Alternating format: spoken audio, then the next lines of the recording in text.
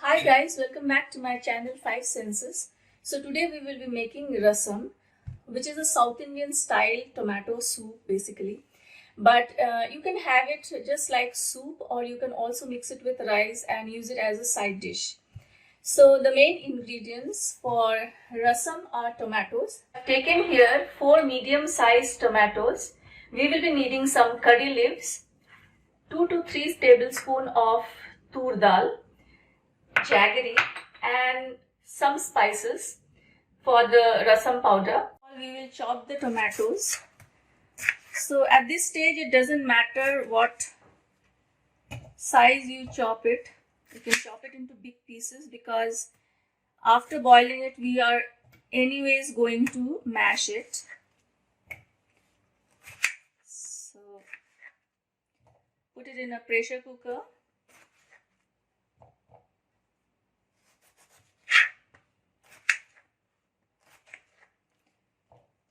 To this I will add 1 cup of water to boil the tomatoes, and I will add 2 tablespoons of tur dal. So the amount of tur dal that you put in the rasam depends on how much thick you want the rasam to be. So I don't want it to be too heavy, that's why I have just put 2 tablespoons. You can go up to 3/4 cup if you want it to be thicker, So usually when you mix it with rice, you may want a thicker rasam, but if you want to have it like a soup, you may want a lighter version. Totally your call, but I would suggest that you don't go beyond 3/4 or 1 cup, otherwise it will become too heavy. Now as the tomatoes are boiling, let's prepare this rasam masala or the spice mix. So now let's go through the spices that we will be using for the rasam masala. So we will be using 2 types of red chilies. One is called the Baidegi chili or the Kashmiri chili. So I have taken 4 of these. These are meant to add color to the rasam. And I have taken, usually they use Guntur chili, which is the spicy kind of chili. So instead of Guntur chili, I am using the normal spicy red chili. This will add the heat to the rasam. We will be needing 1 tablespoon of coriander seeds, half a tablespoon of jeera, 1/4 tablespoon of fenugreek seeds or methi, and 1/4 tablespoon of black pepper. I have put them together here. 1/4 tablespoon of mustard seeds, a little Asefoetida or Hing, a little turmeric, a little of Jaggery, salt to taste. So it is advisable to roast each and every spice separately. So first we will dry roast the coriander seed.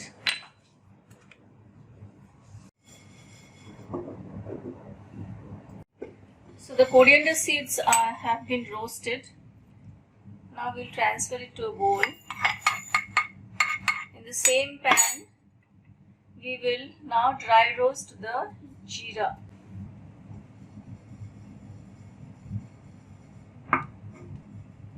So it has been dry roasted.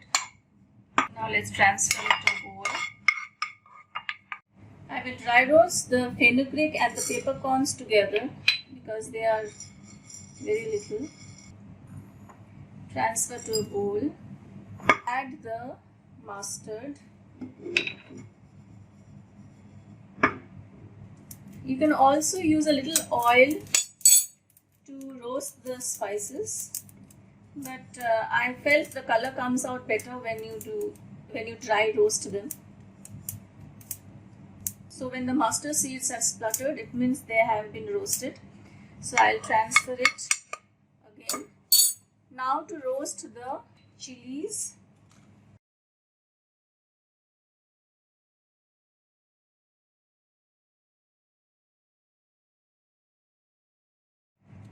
Now to roast the curry leaves. If you want to add coconut, you can also add coconut and fry the coconut also along with the spices. but I prefer not to add coconut in rasam. I think it is delicious as it is. So we roast the curry leaves till they are a little crisp. The curry leaves are done, and we'll transfer it in a bowl, and we will keep it aside for the spices to cool down. Let's check the tomatoes, how well they have been cooked. We will leave it open as to cool down a bit, and normally the skin is not removed, but I like to remove the peel of the tomatoes because so that I get a smooth rasam. So like this, remove all the peels. So we have removed all the peel. So usually it doesn't take much to mash it. You can just mash it with your hands like this with a hand mixer. But what I prefer to do is I run it through a blender so that, you know, I want my rasam to be very smooth.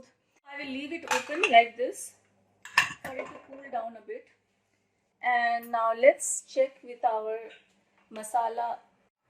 So our spices have cooled down. So now we will transfer it to a grinding jar and make it into a smooth powder.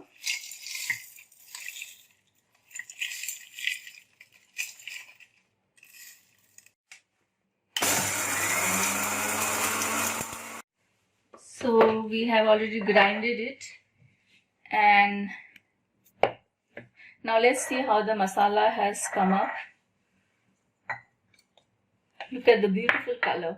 Spice mix is ready. Now let's blend the tomatoes. We'll put all the tomato and the tur dal into a blender.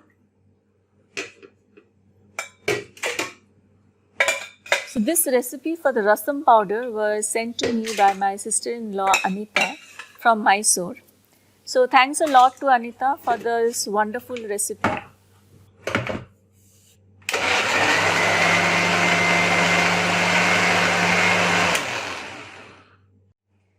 Now transfer the blended tomato puree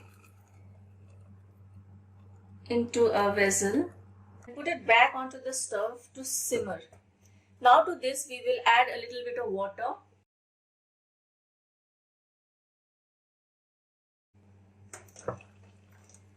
So I have added 2 cups of water here, and we let it simmer in low flame till the raw smell of the tomato dissipates. So we'll have to wait a little bit for that.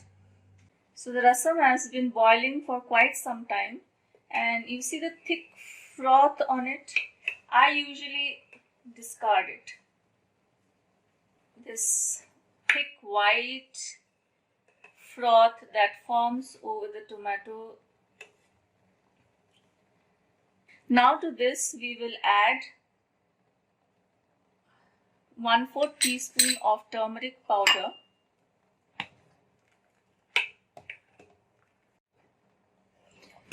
about 2 tablespoons of this rasam powder. So it totally depends on your own taste how much of the rasam powder you want to add. If you want a lighter version of rasam, then you may add 1 tablespoon or 1.5 tablespoon. Add salt to taste.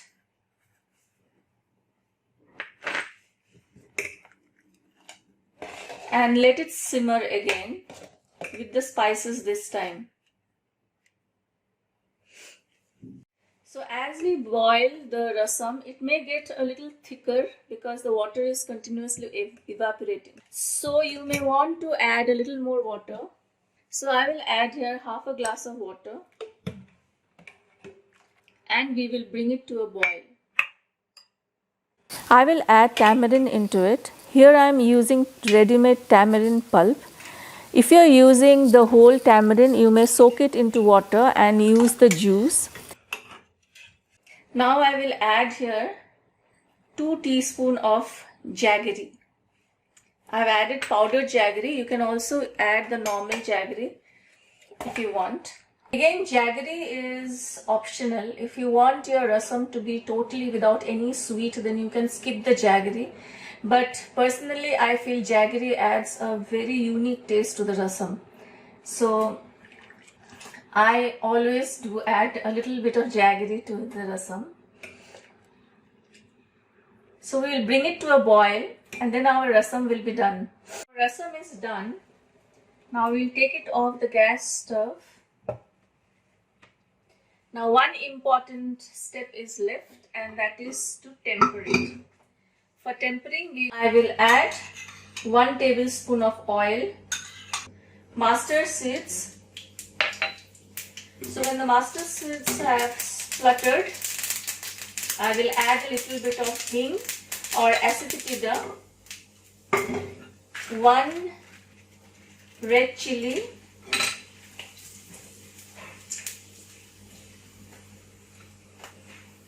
and some curry leaves.